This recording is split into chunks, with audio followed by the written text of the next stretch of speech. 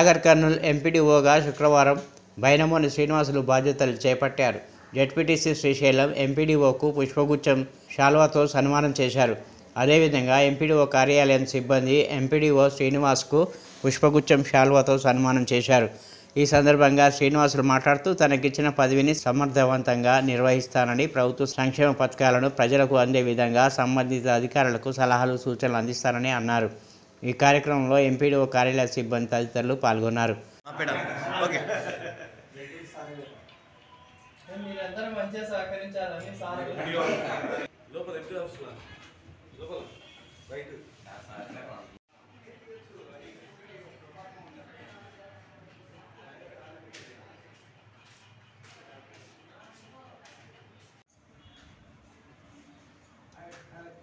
MPDO పదవి చేపట్టిన సందర్భంగా సిబ్బందితో అందరూ నాకు సహకరించి ఇంతకుముందు చేసిన ఎంపీడీఓ సహకరించినప్పుడు అందరి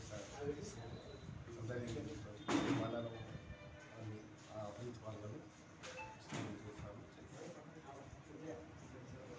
నాగర్ కర్నూల్ మండలం ఎంపీడీఓగా వెంకటేశ్వర్ గారు పనిచేస్తుంటే వాళ్ళు బదిలీ మీద పానగల్ మండలానికి వెళ్ళడం జరిగింది.